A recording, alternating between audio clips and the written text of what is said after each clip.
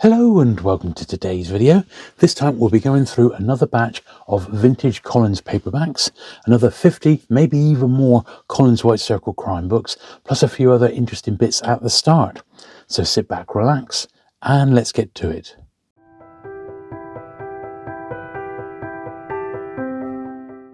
Okay, so we'll start off with these, which are actually predating the Collins White Circle, and I wanted to give these a bit of a clean because I also want to bag them up because they're very, very delicate. I've got 4 different ones, and I think they're from 2 different series. So this is clearly a Collins one, Lucian the Dreamer.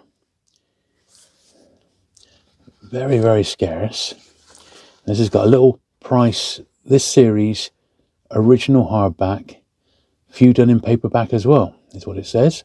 Number 164, hardback, published 8 August 1931. Well, Lucian the Dreamer. There we are. So here's an early Collins. There isn't a date on this one, but a couple of them have got interest because they did release some Agatha Christie's in this format. But the Christie collectors, I think one particular collector, I think, has got one of them, possibly 2. But we also, look at that, dedicated to Sir Arthur Conan Doyle. We also found that in the back that there was a couple of others released which we had no idea about. Yeah, this is the 1 shilling series. So there's no Christie's listed there. But on this side there is. Look, so you can see number 96 was the 7 Dials mystery, 1929, and the Mystery of the Blue Train. Look at that, number 68 in the series. So there were 2 other Collins Christie's that until this point we did not know that they even existed. And we've only got the proof that they were listed in here in the 1 shilling fiction library. So those particular marks there, I'm going to absolutely leave. I'm not going to delete them because they are, in effect, a little bit of the book's history.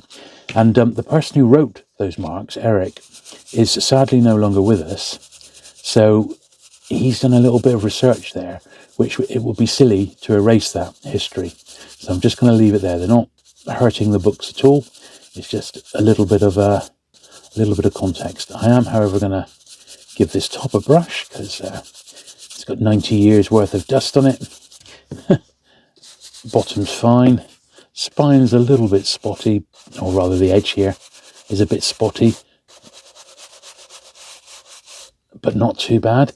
And in all honesty, that's all I want to do with that. I want to just leave that as is. Now we've got another one here, which I believe is in the same in the same library, I believe. A Western, obviously. Herman Whitaker, 3 Bad Men. So this isn't the page quality. This is a bit white. Just says another note again.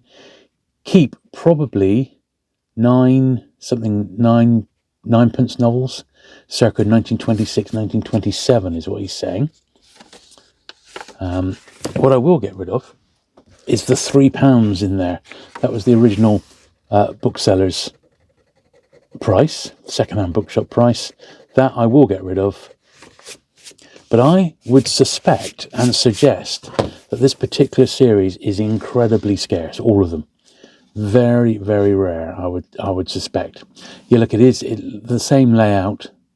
And let's see at the back if it's got any mention of any other titles. This one doesn't. Possibly because it's a Western.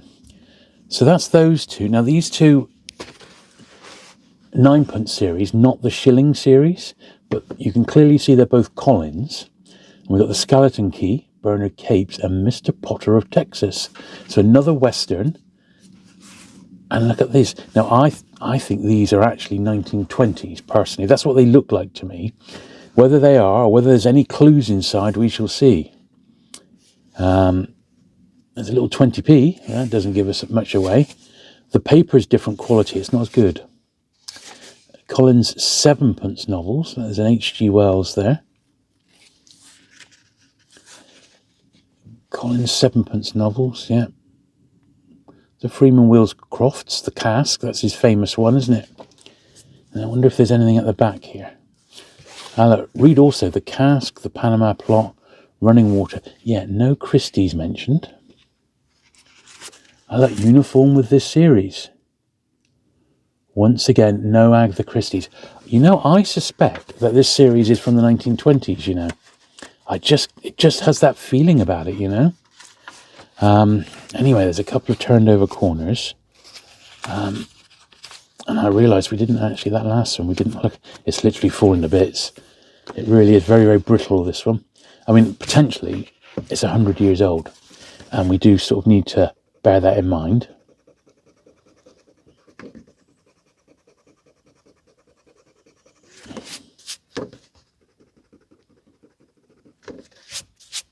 That's why once I've given these a clean, I'm going to bag them up. Look, another little flakes come off there. Oh dear.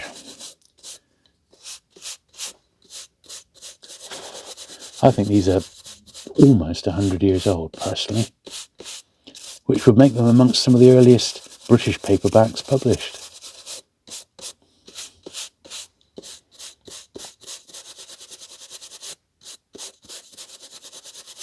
But I'm going through them carefully because I'm also looking for clues, like we saw with the first book. This one wasn't anything like as dusty. Right, last one. Mr. Potter of Texas. A.C. Gunter. I certainly don't know the author. The same books listed on the back. Same sort of paper as well. Yes, it's just part of the same series. Just a cheaper edition outside of hardback. Simple as that. Collins Lotus Library. I don't think I've ever heard of that. Got a tiny little pencil mark just in there. It looks like a little 3 or something, so I'm just going to get rid of that. The paper is very poor quality. It's very pulpy, you know. Evidently done on a budget. And for that, I would imagine that specific market looking to save some money.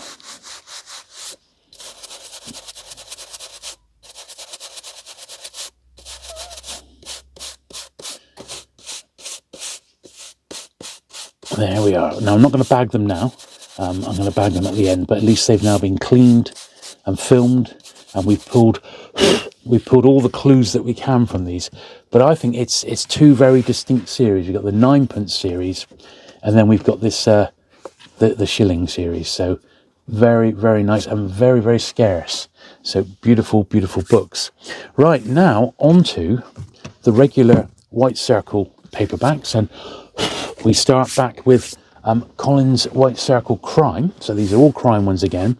Number 101. Now, none of these are actually in dust wrapper anymore. Dust wrappers have been dropped because we're getting closer and closer to the worst sort of period for publishing in the UK during the Second World War. It's number 101, and they're all numbered on the spine, and they just added a little C on the end to denote that it was crime. Because by this point, there were other Collins series. So you've got the novel series, which got sort of romance stuff. You've got non-fiction. You've got the yellow ones, which is westerns. And you've got the cerise titles, which are in mystery. And then, of course, the big one, which is the Crime Club. So all of them have got their own numbering. And they didn't want to get too confused. So they sort of gave them the different colours. And they numbered them in different series. So that's what they did. But I would imagine we may be able to fly through. I've pulled out the next 50 to see how we get on. In actual fact, that one, we need to clean them, but also give them the printing. So this is a third print, June 1940. And I see this is one of the ones I've actually got a double of. And it's different to the one that we've just looked at. So let's see what this one is. So there's 2 copies of this. This one's in much the worst state. It's detached cover. Oh, it says variant. 3rd, 1940. Well, there you go. But can we really say it's a variant? Because the cover's detached. So that could have theoretically come off another book. but we'll keep it together for now. What we'll do as we go along as well, we'll just give these a brush. I don't know if it is the same printing, but I'm not so sure it's a variant, personally.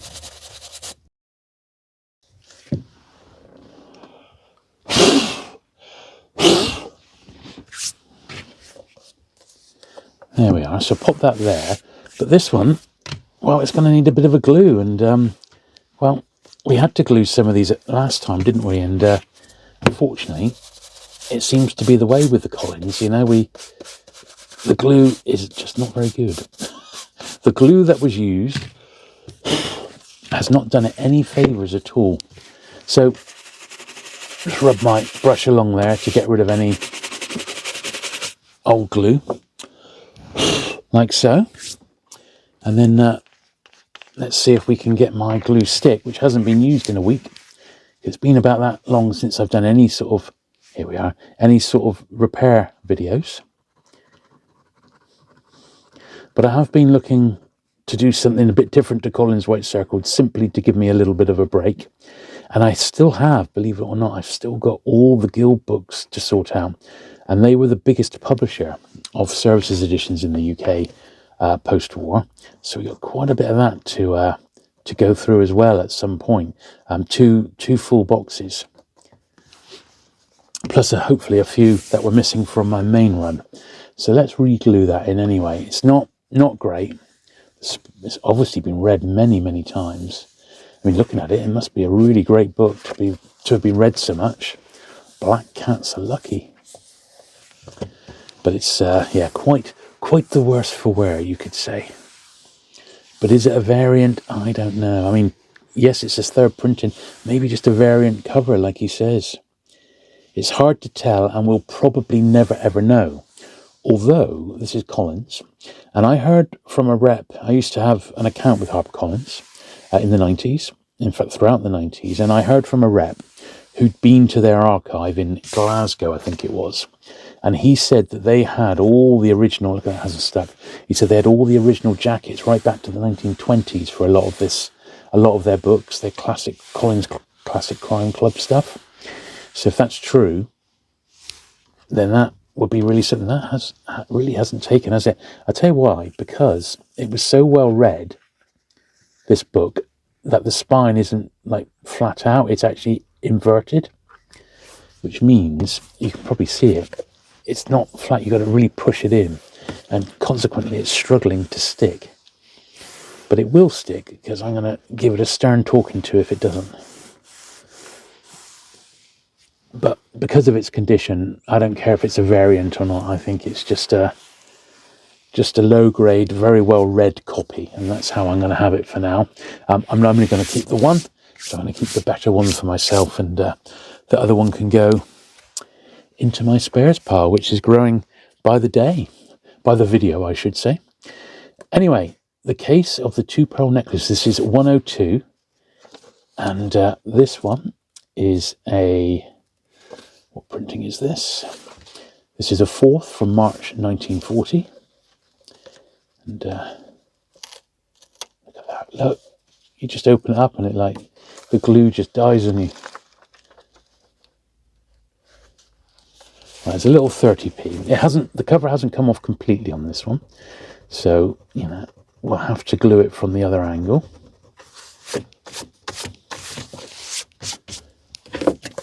Some might say that this is a sign of what's going to happen to these books eventually. They are literally going to crumble to dust. They are. So if we can just do something to keep the books in one piece, that would be something, wouldn't it? Because they're up against it.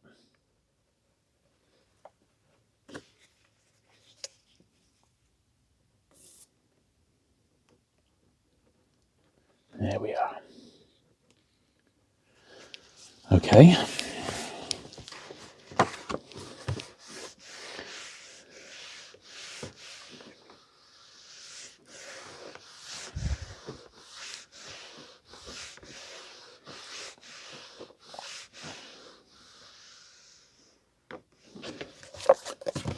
Right.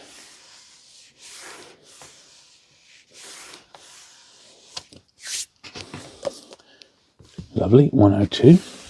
Right, 103, The Substitute Millionaire, Herbert Footner. So one of the weird things about Collins' White Circle is that they didn't reprint a book with the same number. They just republished the book with a brand new number, which I think is really weird, and they just let the earlier editions go out of print. So this one has no copyright information inside, and it's definitely not missing a page. It's just not there. So 103, Substitute Millionaire. It's got Army Club on the back, Army Club cigarettes, and all we can do, the highest number on the back for the crime club listed is 114C. So we'll assume, and I've no reason to doubt it, that that is a first print. Let's hope so. It's, as I said, it's not an exact science. I've got the bibliography, and that has gaps in it, and it's probably the gaps, probably these ones, which they've either made educated guesses, or their copies also don't have any printing history in, which is a bit of a pain, isn't it, if you're a bibliographer? We want that information. But I believe with what I'm doing here, I am, creating, hopefully, a really good, up-to-date bibliography. I've had quite a few of these through my hands now, Right, 104C, The Dark Ships, Herbert Footner.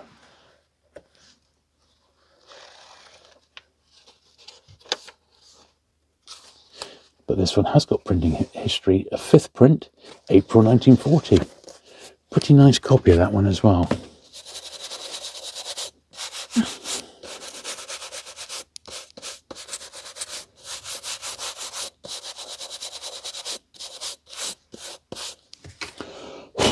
There we are. Very nice. Right.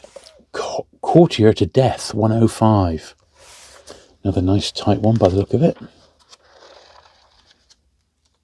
Yeah, I'd venture that has never been read. That's almost as issued, I would say. 4th printing, April 1940.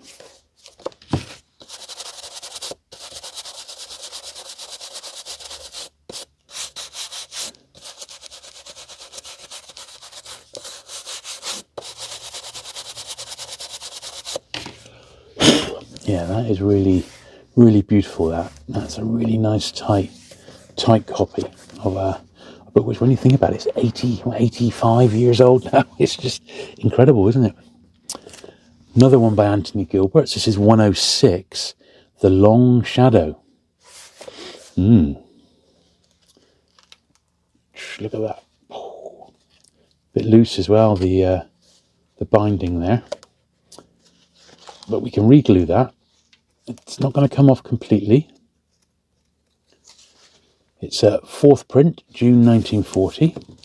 So I think we'll just do the top first, and then I'm going to glue it.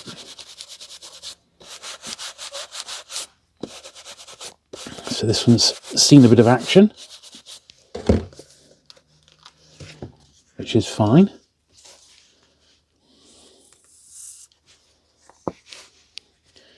Might need to do an emergency glue order by the end of the week.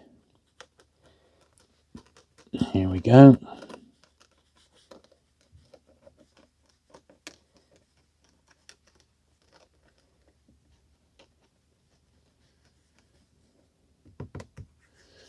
Okay.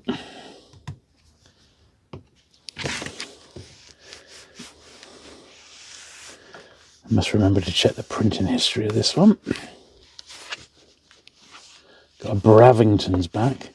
Yes, it is quite low, this one. So I'm going to make a note to put this as an upgrade, because it is a low grade copy, this.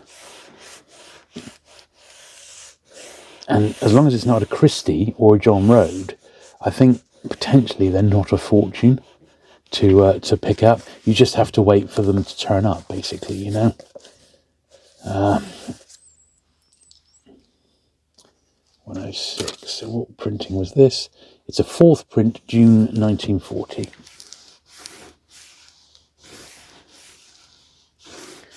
Well, I think we've just about got that one. Yeah, not Not a great copy. I mean, not bad now that it's been glued in that, but it's just not as nice as we would like. The Whispering Man, Henry Holt, 107. Bravington's back. And they do seem to jump between either Bravington's or the Army Club. Little 40p there, which we'll get out in a minute. This is a third print, July 1940.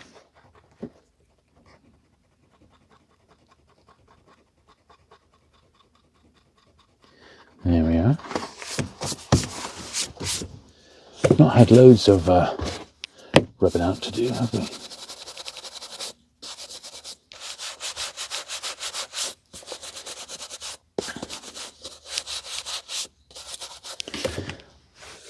Losing my marbles. Can't remember if we did that one. Yeah, we did, yeah.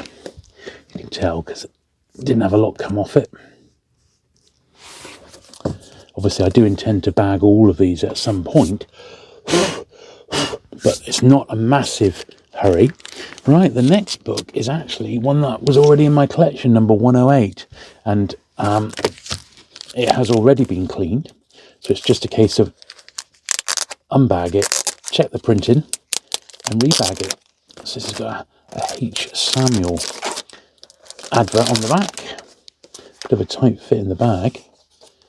So this was a 5th printing, February 1940, for number 108.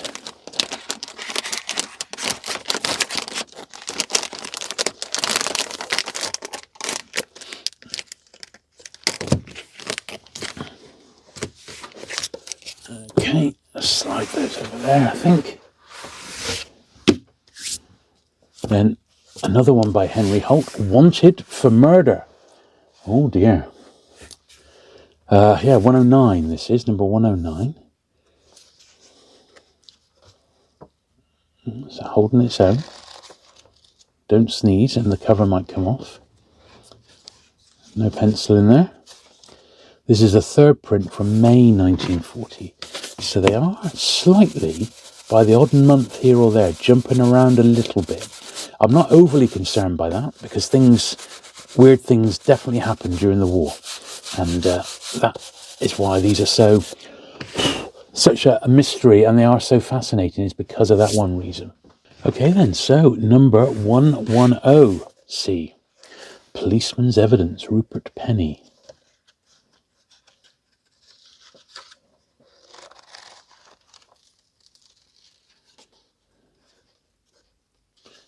What printing is this? A 3rd from March 1940. It's almost like we're going back in printing time, but as I said, I'm pretty convinced these are all first printings and they may not have all been released at the same time. They may have just staggered them a little bit. Almost certainly they were printed in a variety of places. I can't imagine Collins did all their printing in one place because of the risk of the printers getting bombed, which definitely did happen. Right, now the ones in digest bags, unfortunately, the time you take all the tape off, they are a bit too difficult to rebag. So I just put those to one side. So number 111, Puzzle of the Blue Banderilla. Stuart Palmer, Banderilla, what on earth is that?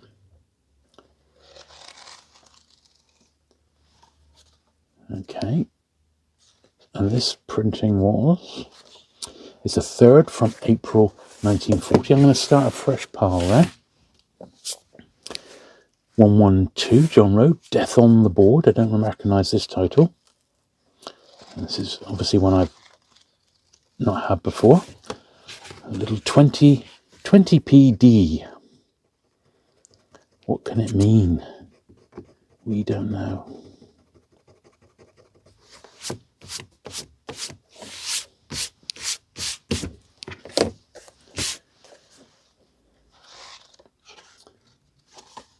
Let's see, this is a 3rd print, May 1940. Very dusty. This one.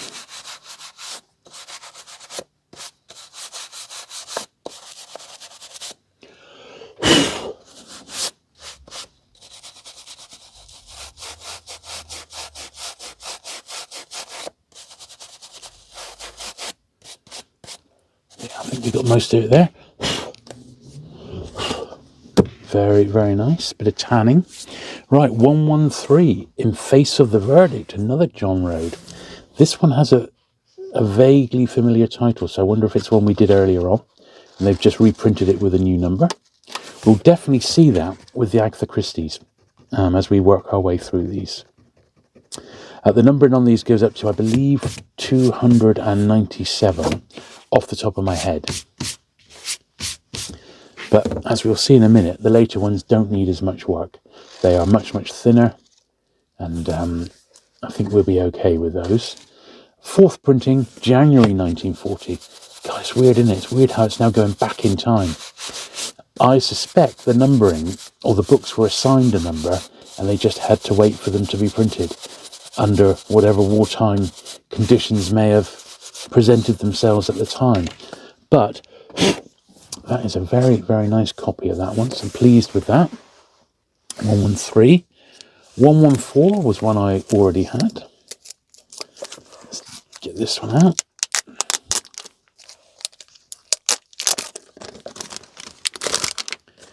So, Belt of Suspicion, Russell Wakefield, 114.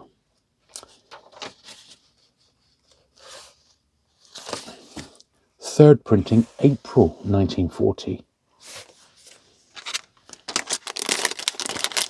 I think I'm just surprised at how much they were publishing at this point during the war. Although it's saying that, thinking about Penguin were still publishing a lot of titles. They just didn't all have massive print runs. So I wonder if the same is true of the Collins, that they were able to put their titles out. They just didn't do them with, like huge print runs. So 115 then, Murder at the College.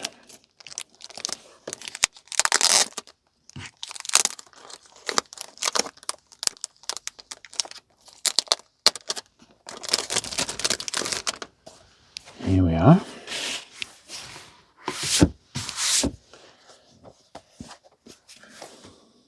"10 minutes piece."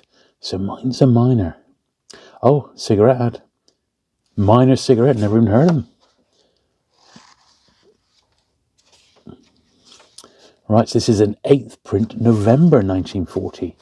And this one does feel a little bit thinner than what we've had. It feels like it's later in 1940. But whether it's the first, all I can do is keep the record of what I've got and then compare against checklists and bibliographies to know if there's an earlier one out there, There may or may not be.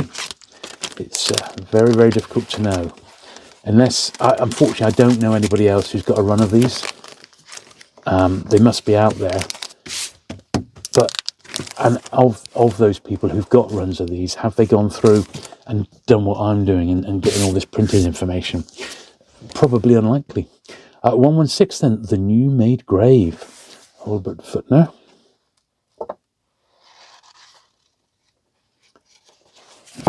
£25p,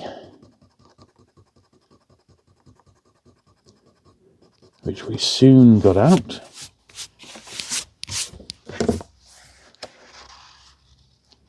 Lovely. Bit tanned, this one. This is a 4th print, November 1940 again. Quite aged, the paper on that one.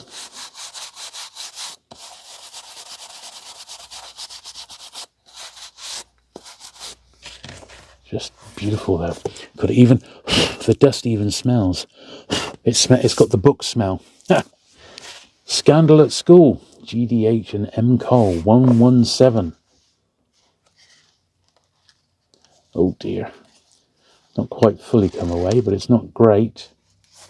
Oh, it's virtually come away. Look. Oh, I need the old blade. My craft blade is going to get in there, because this needs to come away and be re-glued. There we are. It literally, that was all it took.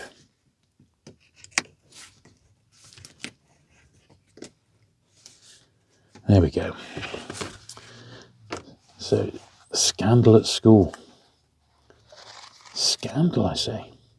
117. This has not got the printing information in. So there's nothing missing from that. It just hasn't got that page in. Right, now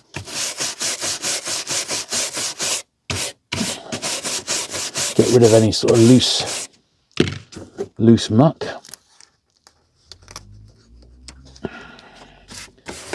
And then I'm not going to try and pick that glue off because it's just a hiding to nothing. We just have to leave it there, sadly, and hope that the new glue fills the hole. Except it's stuck.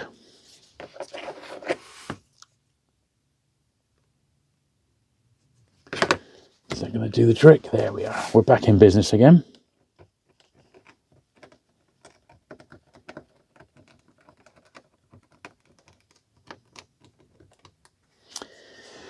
Yes, not ideal.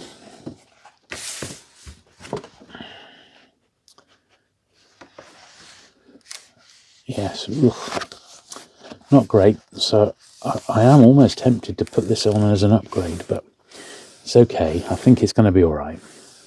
It's just the glue is really horrible. And we don't like horrible glue.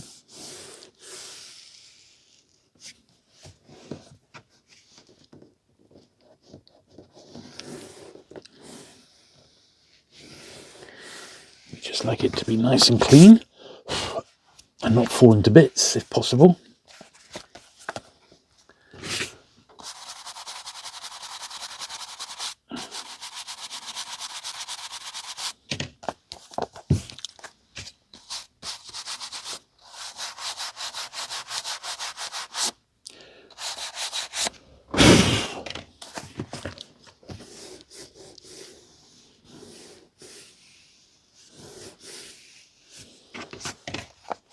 There we are. And this is another one, Scandal at School, which hasn't got the printing information in. So it's just missing, basically, on that one. So the jury is out. We don't know when that has been printed. Okay, Holiday at Half Mast. This is 118. This is one that's already been cleaned because it was in my collection to begin with. As I said, I've pulled out up to 150. I thought that'd be quite a good, and do another 50 today plus a few bits. But we may go further. A fourth print, September 1940. Yeah, I'd like to go further, but we'll see how we get on for time. Obviously, I want these videos to be at least an hour, but sometimes they just have to go a little bit longer, don't they, you know? 119. Oh, look at this, Appointment with Death. Now, this is I believe this is a reissue, but I can't really remember if this is a reprint or not. But the printing history is obviously very important. So 119, Appointment with Death. It's a fourth print, January 41.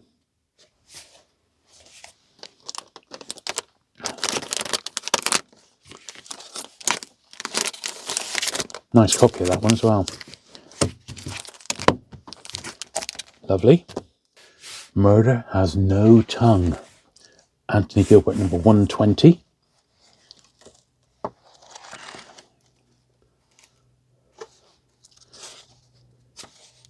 Once again, no printing history. Look at that. They were definitely a little bit slack at Collins, or maybe they just didn't know. Or it was just an oversight in the rush to get these books published during the war. Who can tell, eh?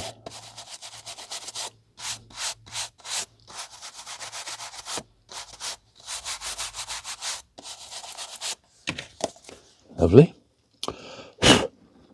Right. This one's a bit low grade. Unfortunately, number 121.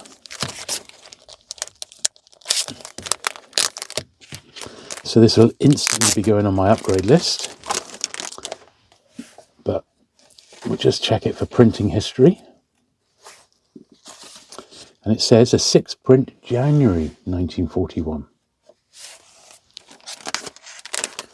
But yeah, quite low grade, sadly, that one.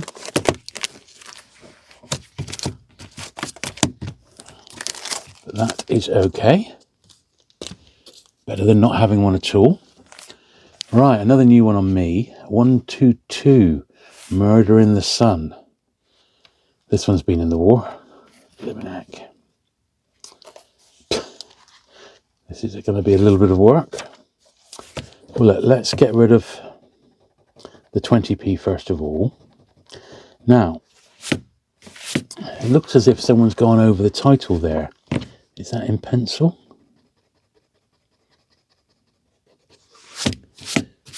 Well, if it was, it's not helped the book at all. It has been gone over in pencil. I'm being very, very gentle with it now. Get the worst of it off.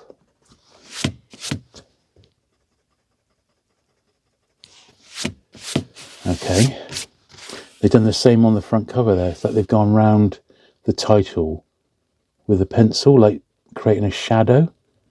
I don't know if you can see that, but I'm going to get it off. Thankfully, much easier to get off on the cover than on the insides. And thankfully, they did do it in pencil. But the cover is very grubby, so it's not made the job easier.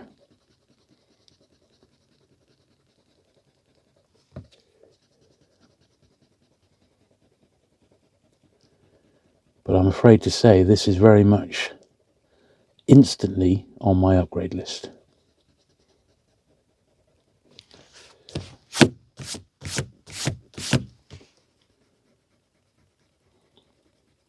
It's just a bit of a dog, I'm afraid to say. But we get that now and again. There's nothing we can do about it. Right. Get rid of the debris of the old glue. And then we'll attempt to reglue it. Oh dear.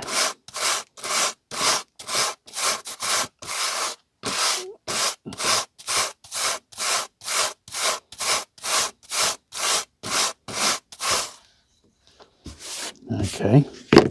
What a mess is all I can say.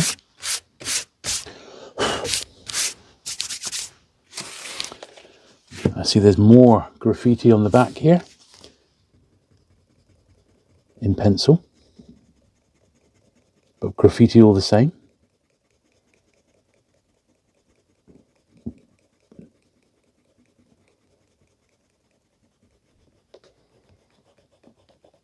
Evidently someone was bored. Let's get the printing history. So Murder in the Sun, number 122. It's a third print from January 1941. And then, oh, there's even more graffiti on the inside back cover here, like a plan, a building plan or something. Really are, this book has certainly seen better days.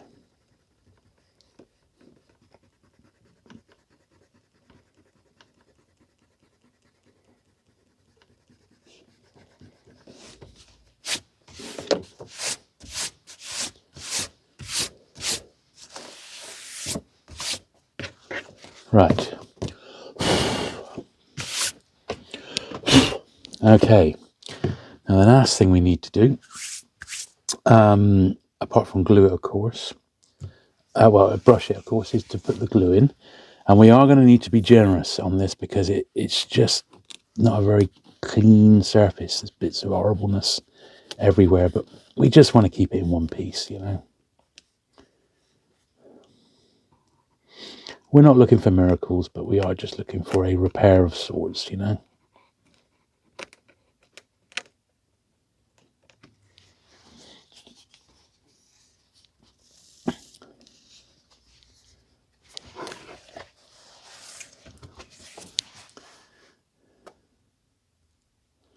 I'm being particularly generous with this one, just because it's so bad.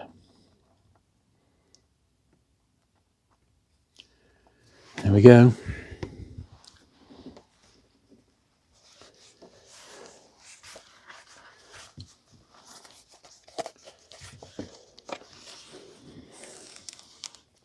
So this is definitely on the upgrade list, which is fair enough, as you would expect.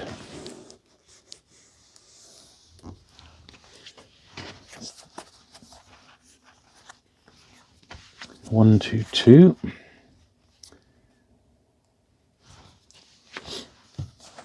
Upgrade required, you could say. A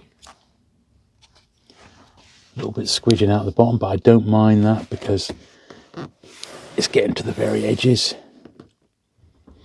It's holding this bottom bit in place.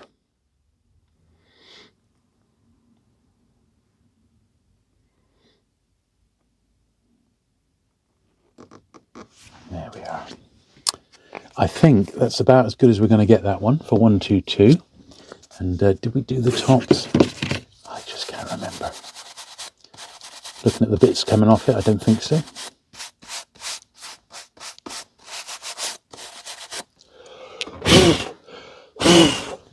Yeah, terrible condition. But it is, theoretically, it's all there, so we've got to save it. A couple more before I take a break. So 123, Figure Away, Phoebe Atwood Taylor. Very, very foxed cover on this one.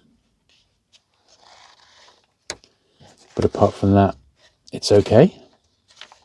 This is a 4th print from February 1941.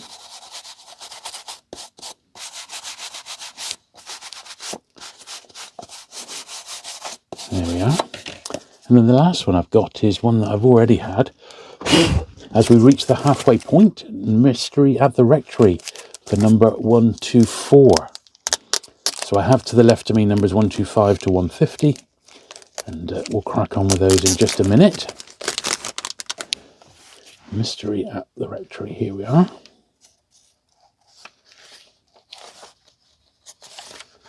Fourth printing, February 1941. There we are. Cool. And there we are, that's the first batch done. Okay, so another day has gone, and I'm back to do the second half of these white circles. And well, we start off with number 125, which has got a 5p right on the front, which is a bit of a shame. But we can't help that. £1.50 inside.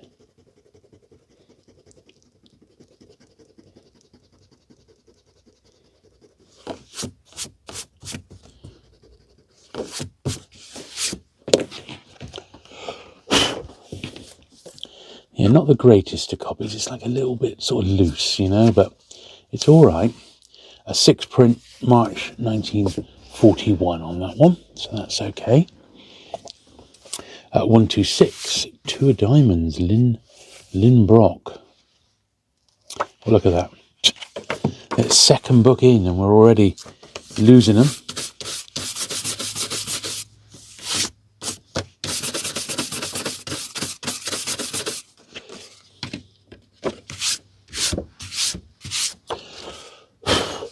Okay. A little bit of pencil inside. There's a bit of pen as well, which we're not going to be able to do anything about, sadly. 15p. It's amazing what some of these were picked up for, isn't it?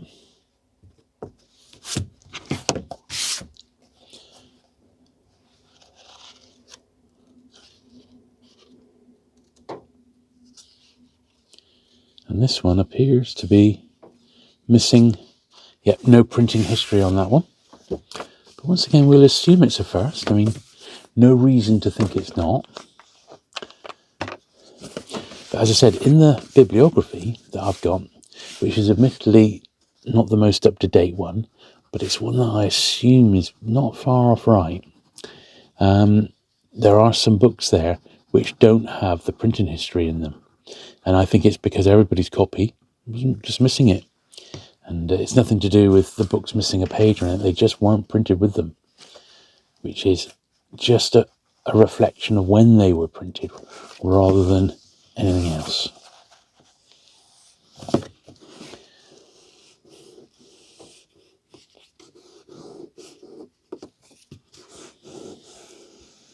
apart from that, it's actually quite a nice, tidy copy, this one.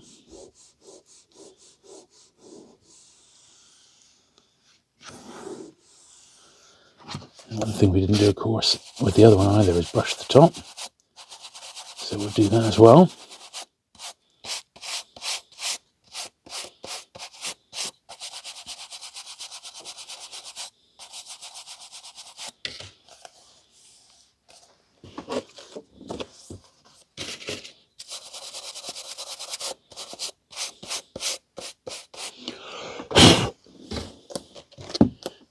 go.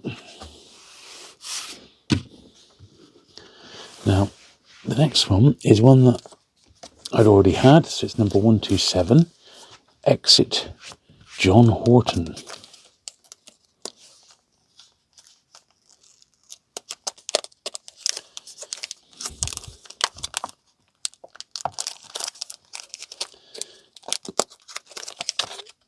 Not making a very good job of untaping this one. There we are.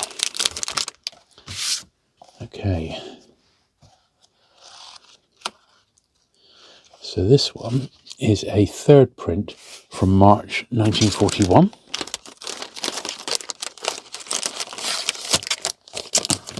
These sort of wartime ones, I've noticed they're starting to get thinner and thinner now. And we will see this as we go along. As paper rationing kicked in, it is really quite evident. So this is a new one to me. This is a re-release. This is a republished version of Murder at the Vicarage. This had already been out as a crime Collins White Circle, but rather than just reuse the number, they brought it out again as a completely separate number, which is a little bit unusual. Little 15p inside, or 15 something. Now sadly it has got that mark there. Now if we, I actually have a double of this one if you can believe it, but let's see if I slowly, just wondering if whatever this is will come off, and well, it lightens it a little bit. It does look as if it's in like a colouring pencil, you know? So it is lightening it, albeit slowly, but it's not actually completely removing it. Now I wonder if this is an instance where if I use my old rubber, the Factus one, the one which I've retired, this was a little bit coarser, and I wonder if this is a better rubber for on here. And I think it probably was a little bit, you know. I don't think we're going to get it all off somehow. You can still see the pencil marks there. I'll give it another little go. We've definitely faded it, so it's not quite as intrusive and in your face. But it was put on very, very firmly by whoever did it in vintage times, I'm guessing.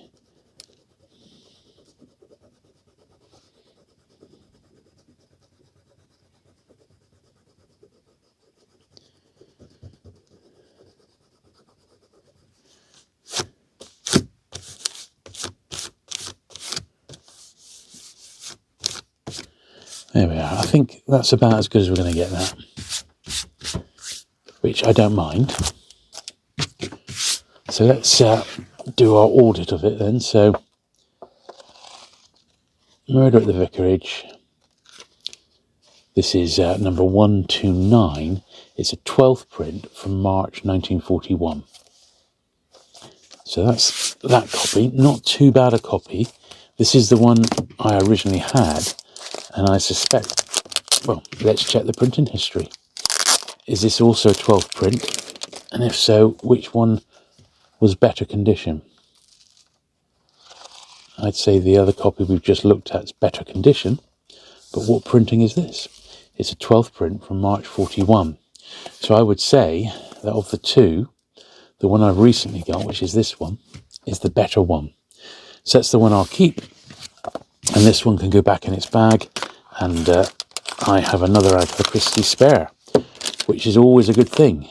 Even if it's not like the true first or anything like that, at least it is a Christie. And the video I'm doing a bit later today is the top 5 most valuable paperbacks in my collection, and I've pulled out a few honourable mentions as well.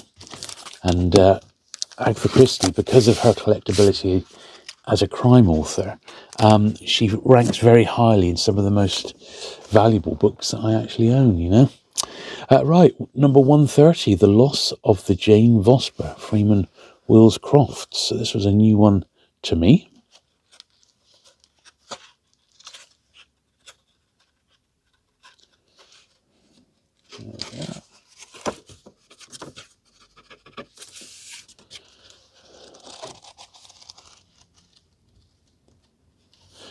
dear. And I just realised on this one, we didn't actually brush the top, did we?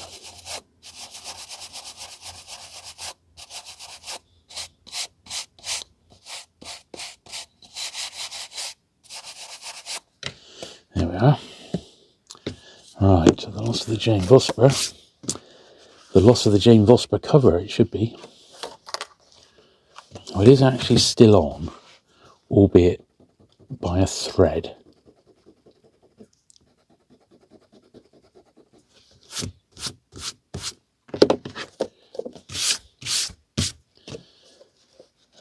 Let's just check the printing while we're here. A 7th from March 1941. Right. It's a bit yucky, that, but we'll just have to persevere, I think. And of course the glue has decided to dry up. Here we are. That is the only drawback I would say with this glue, is that you leave the top off, even though we're using it quite a bit. It does tend to dry out quite quickly.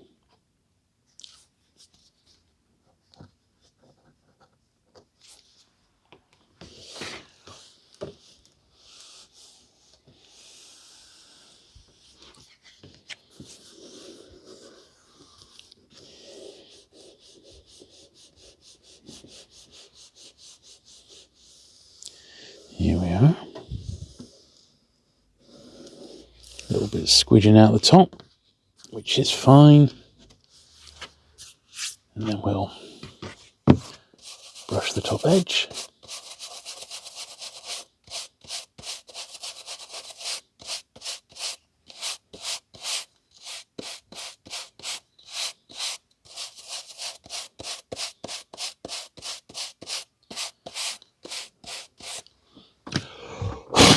There we are.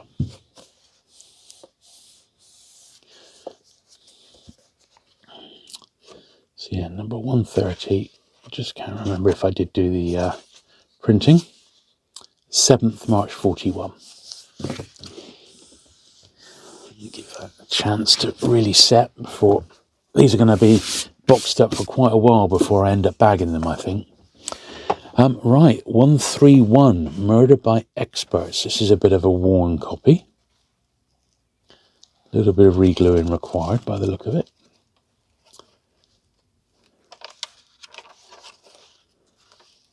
Fourth, April 41. Let's do the top first. Quite dusty, this one.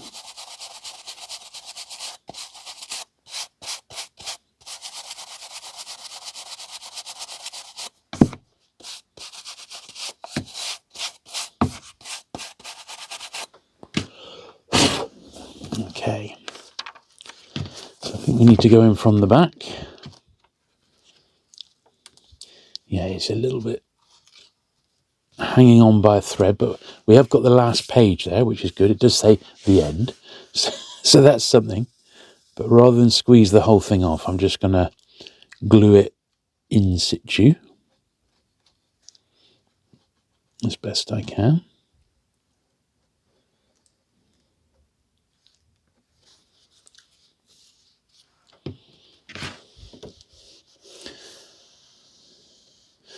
This one's got an advert for Bravingtons on the back, as you can see. They were one of the other big advertisers with these Collins books at this time. I don't think it's a brand that's around today that I know of. I think earlier on we saw H. Samuel, and they're still around. At least they certainly were up until a few years back. In the UK, that is.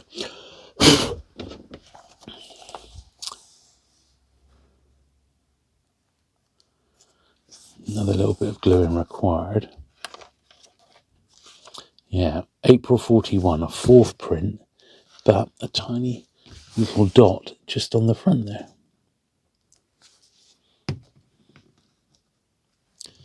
Which hopefully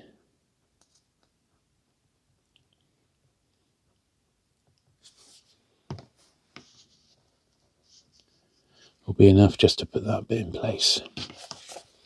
There we are. So yeah, not the greatest copy in the world, but it's at least a copy. Right, So 132, Murder in Suffolk. This one I already had, so it's been through the cleaning process already.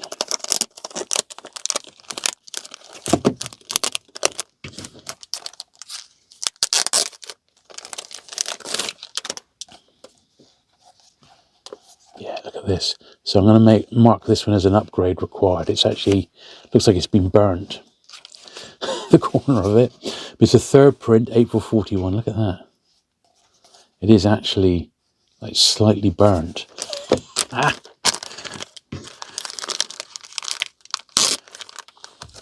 But as we've said, it's better than not having a copy at all, and that's really all that matters to me. I can upgrade over time. But there we are. Okay. Right, John Road is next. This is number 132. The Bloody Terror. Now that looks quite a nice copy. 132, yeah, very, very nice. Oh, that's what this would have been like. That would have been like brand new. Third print, April 41. It's a beautiful copy. Oh, this is the rubber we don't wish to use. We want to get back to our Pentax, which is the good rubber.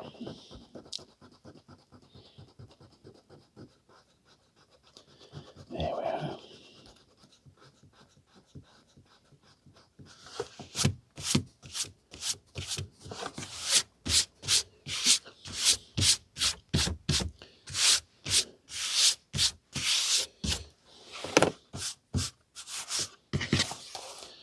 Yes, very, very nice. April 41, a third for that one, number 133. Lovely. 134, Dr. Tancred Begins.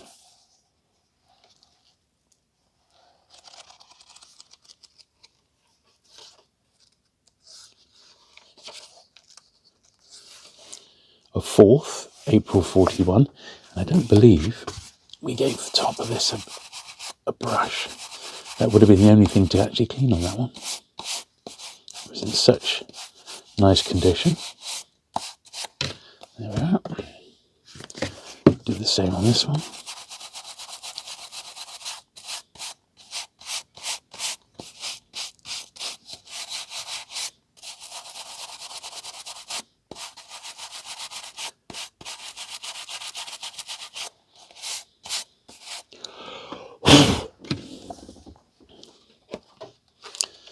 Right, just make sure I did definitely record that. Yeah, 4th April 41. Not great, it's sort of a VG borderline copy, but I'll be absolutely fine with that one. Death of a Celebrity. Hulbert Footner, 135. Oh, look. It's a complete takeoff.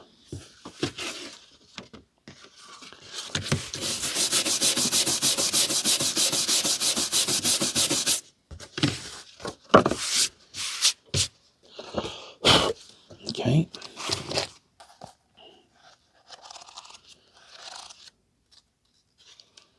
Third print, May 41.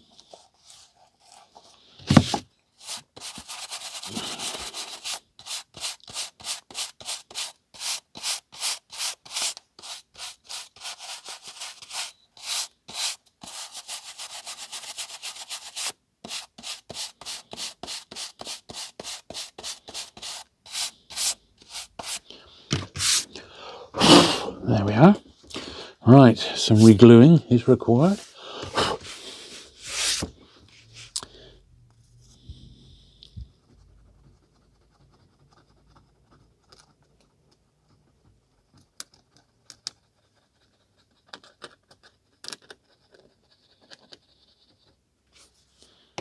There we are.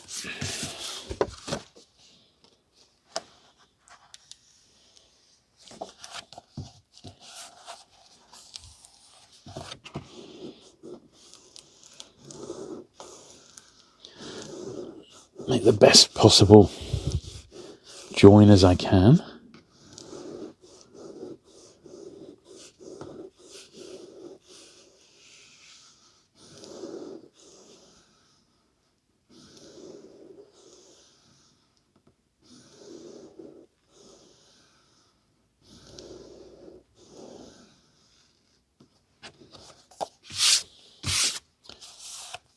There we are.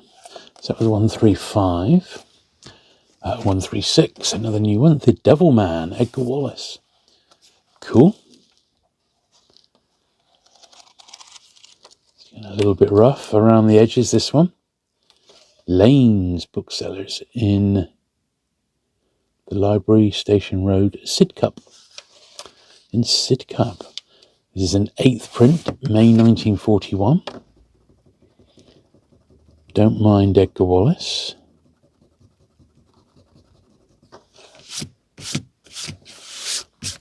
This is definitely a VG copy though. But, you know, it'll be fine. I'll keep that one.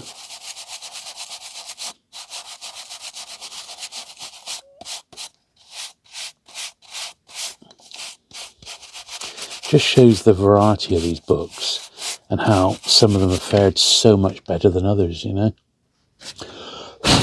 Okay, so the next one, which is 137, Belt of Suspicion, I did already have. So we'll just open it up to get the printing history, which I am regretting not recording now. First time I did these books, but my own fault. A lesson learnt. So 137, C, of course, for crime.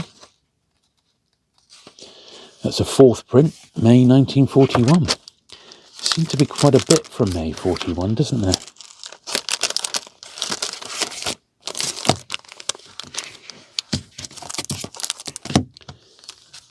There we are. Okay. 138 is Black Death. Big 9 on the front there, so let's get rid of that. It's on quite hard. Or firm, I should say, which is a shame. I think we're just about going to get rid of it.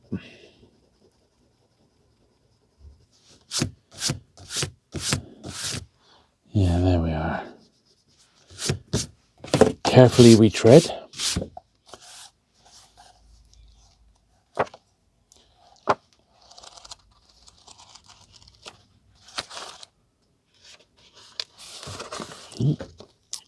Yeah, I suspect this one is so tight, I suspect it's already been re-glued in ancient times.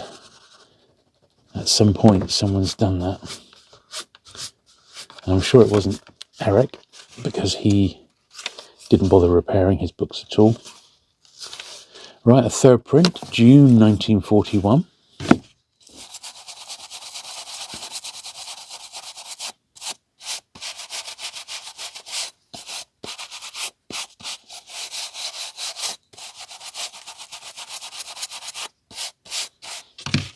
Lovely. Right, one more stack to do. Okay, 139, Mystery of the Smiling Doll, Henry Holt. Oh dear. It's just like, we shouldn't be surprised, but I still am.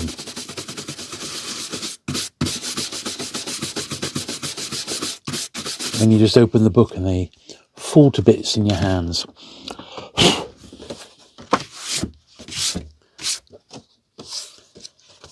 Dear, oh dear.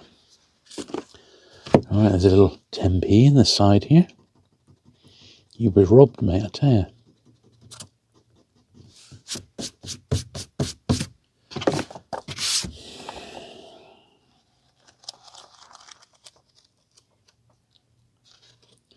Fourth print, June 1941.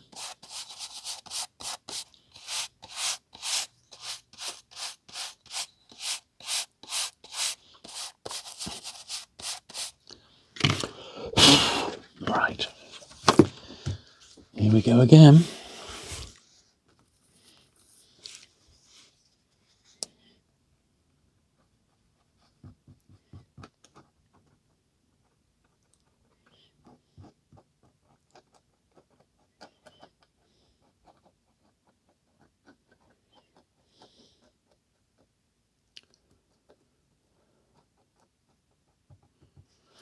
Lovely.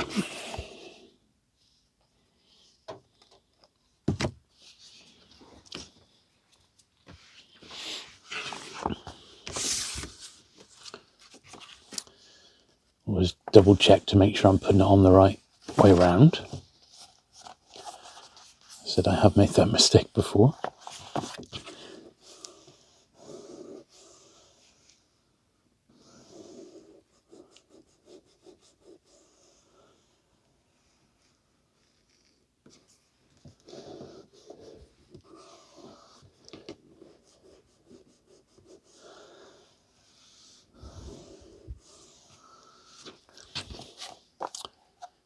There we are. June 1941, fourth print. Lovely. Just double checking, just so we know. End of an Author. Oh dear. Number 140. God, can you believe it? Let's do the printing now while I think of it. Third print, July 41. Oh, honestly.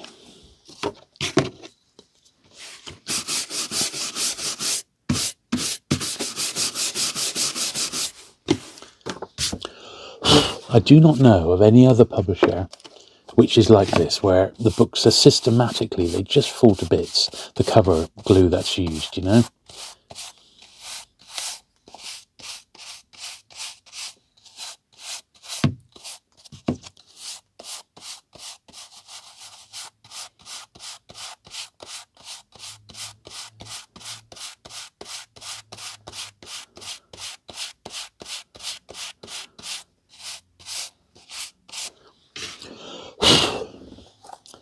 Right, End of an Author.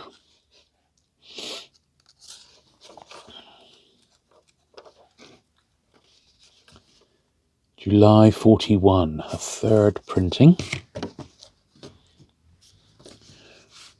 Yet another reglue. Yes, I think I'm getting fairly near the bottom of this glue, but look how much we've used. And I have still got more white circle to come. And Guild books, which I don't think are as badly made as Collins. They're slightly more robust over time. But at the same time, you know, I do end up gluing a lot of books, don't I? So I ought to have a spare glue in reserve, ready, on standby, as they say. I see this is another one with a very faint 9 in the top there. Like it must have been a 9pence. Something like that.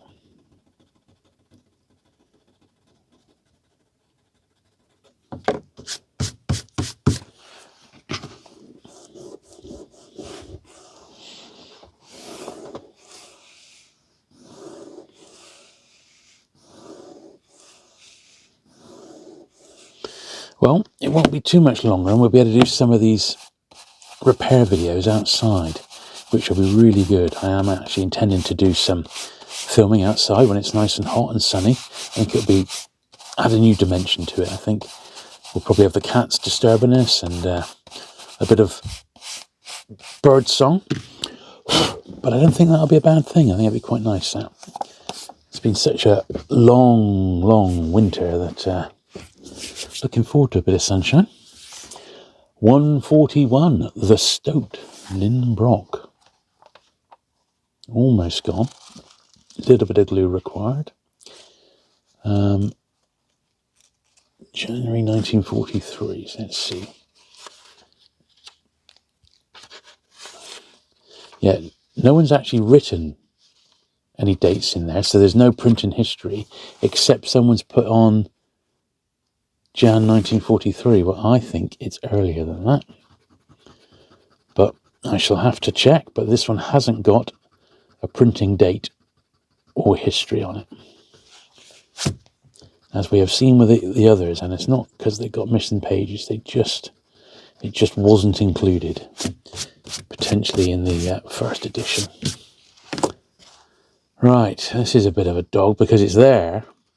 In actual fact, it's really only holding on by that bit of old glue, so I think we'd probably be better off getting rid of that. And look, there we are. That's it. Ugh. Okay. I think we'll be able to make a better job of it.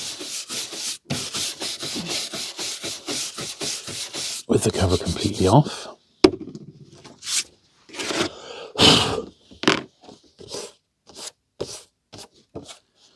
Okay.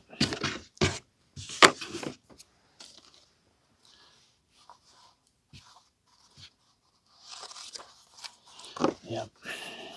Okay. Much thinner now, the books, all of them going forward on the crime until we go back and start doing some of the other series, which are back to where they were. They were, really beautifully produced books in dust wrappers. We are now very much, as you can see, suffering with the thinner books now, not so well produced, tighter margins, smaller print, just to get a book out rather than not have it published at all. For a hungry public during the war.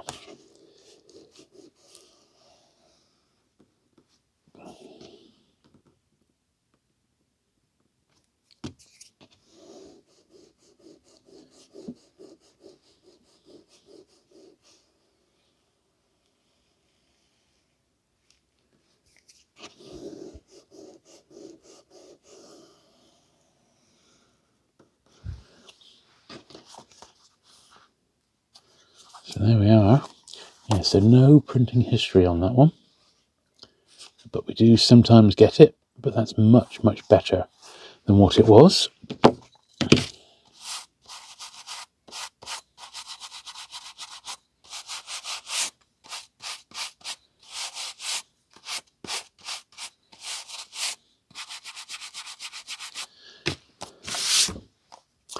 So it was 141.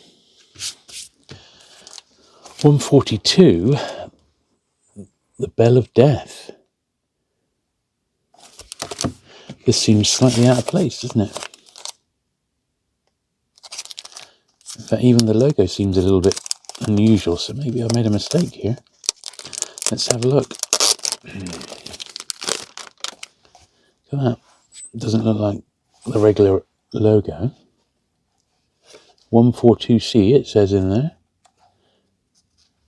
This is not quite right. It doesn't feel like a regular crime book. Look, that's why. Printed in Australia for the publishers. I didn't think it felt right. This is an Australian edition that I've had all these years and not noticed it. That's why it didn't feel right, because it's the Australian print, and even the advert on the back. Yes, it's an Aussie. It's an Aussie variation, so we shall put that to one side. So apparently it's number 142C. That's my writing, but it's printed in Australia. Haha! Didn't think it was right. I have got some from different countries. I think this is the first one I've spotted that is an Australian. So that's great, but it means I do now need the regular copy of 142. But we'll put that to one side. That's cool. So this is 143, Off With Her Head. And there we are. When we get towards the odds and sods, as we say, at the end of the this White Circle run, I have got some like Indian ones where they were published. So 143, Off With Her Head. Seems a bit fatal.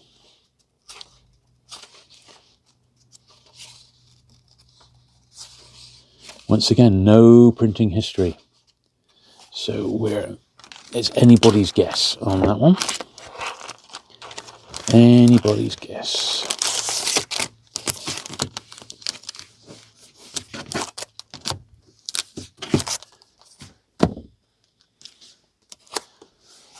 One, 4, 4. Ah, yeah, this was the one with a. This one had a little bit of tape on it, but I don't know if the tape is ever going to come off these because the covers are, in effect, paper. We may just have to leave it if it doesn't just flake off naturally. Try on the back rather than the front.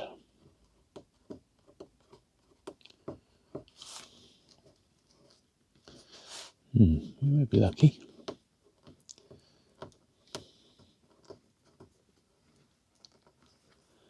going to go. Yeah, it's not actually tearing. There we are.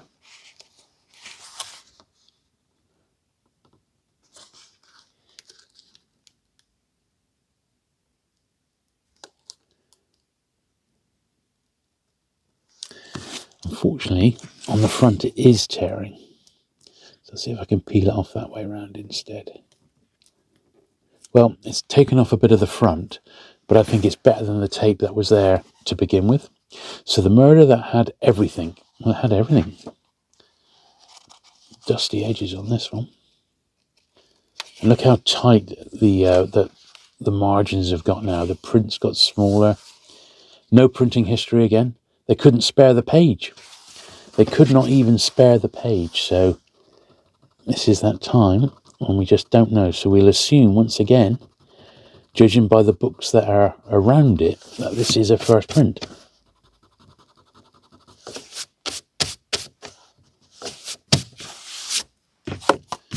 And this has also got inside some internal tape.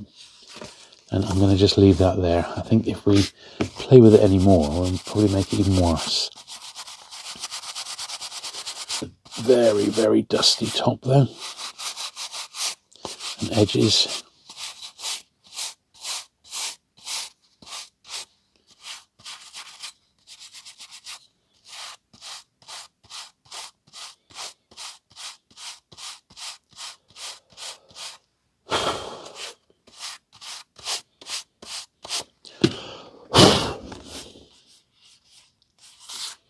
Yes. Once again, a bit of an unknown. 144. We are evidently in sort of bad times now for the UK. But 145, murder is easy. Let's see if the Christie gets any sort of printing history, or if we have to just record. Because the other way to do it is we record the adverts. So this is like got a Bravington's wristwatch on the back. And we would record other clues like the grasshopper mind on the inside back cover, greys on the inside front cover. But does it come 145 with a printing history? The answer is no. There is no printing history. But I'm certain that that's the first printing.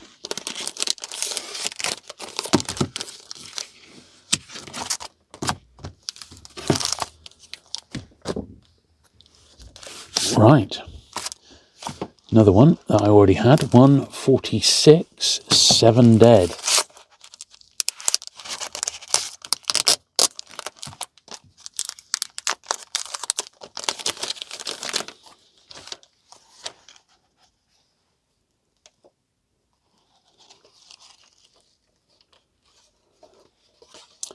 One, 4, 6.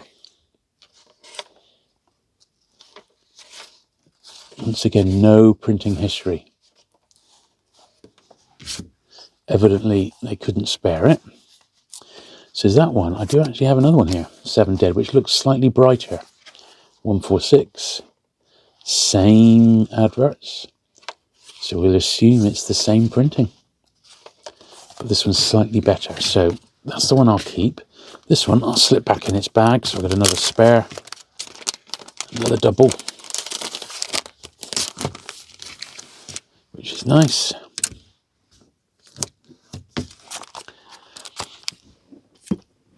Let's give this one the brush off.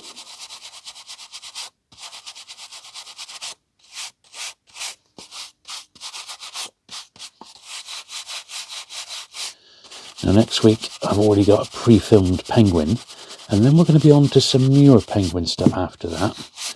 I've got 300 of my main series still to do, but I've got loads of other stuff, and I'm very, very tempted to do a puffin video next, so look out for that.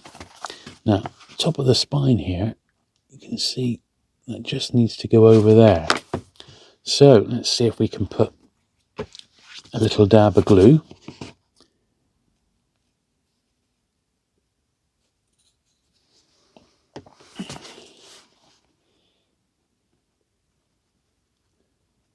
There we are, hold it in place a moment.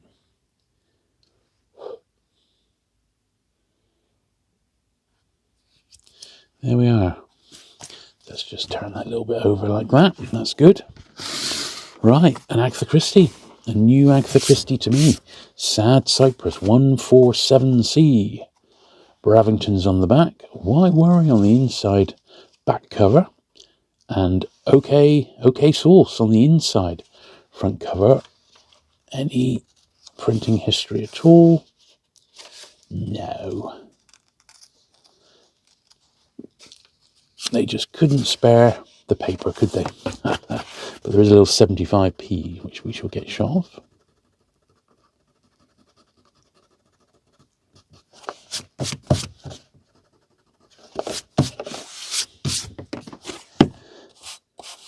So because we've got all the books around it, we can safely assume that this is the first print with the likewise adverts and what have you, you know, which is very, very handy. Right, 148 is Murder at Lilac Cottage, another John Road. Same sort of setup with the adverts, probably printed around the same time.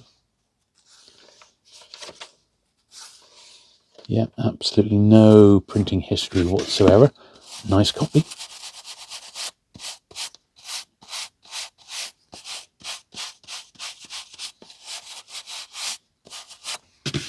Very, very nice. Okay, 149. Hercule Poirot's Christmas.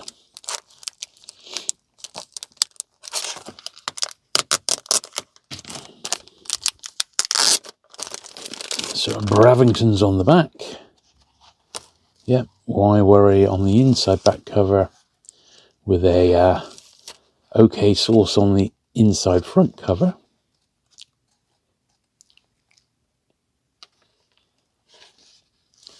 But no printing history. So we make of that what we will. It's exactly the same as the other ones around it. And now, amazingly, we're on to our last one. So we've flown through those, haven't we? Number 150, Case in the Clinic. And this one, oh dear, we've got a bit of work to do, which is fine. So I suppose I ought to sum up, really. As I said, next week we'll have another Penguin video. I have done a couple of cleaning videos on the main channel, so if you've not checked that out yet, or you're a little bit behind on those videos, do go and have a look. Case in the Clinic. That possibly has got a missing page, but I don't know for sure. Maybe a missing final page. No printing history whatsoever.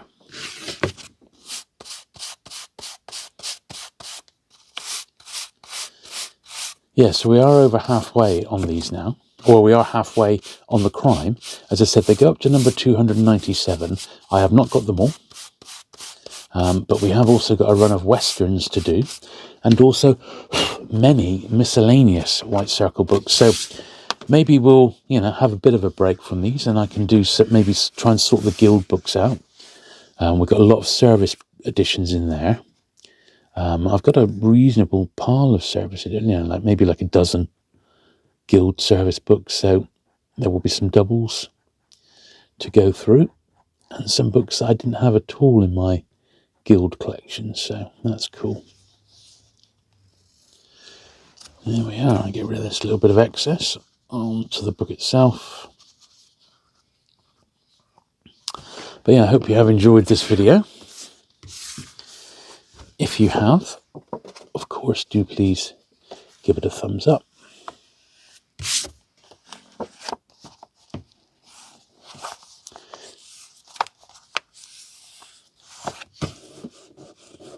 If you've not already, please subscribe. Help grow the channel, albeit slowly. It's absolutely fine. It is, you could say, a niche channel, but one that a lot of people really enjoy relaxing to. So I hope you found today's video relaxing. Certainly it's been lovely looking through these classic crime books. I just love them from, 80 odd years ago. It's just amazing, really. But yeah, thanks very much for watching today, and I'll see you again soon with another video. Bye.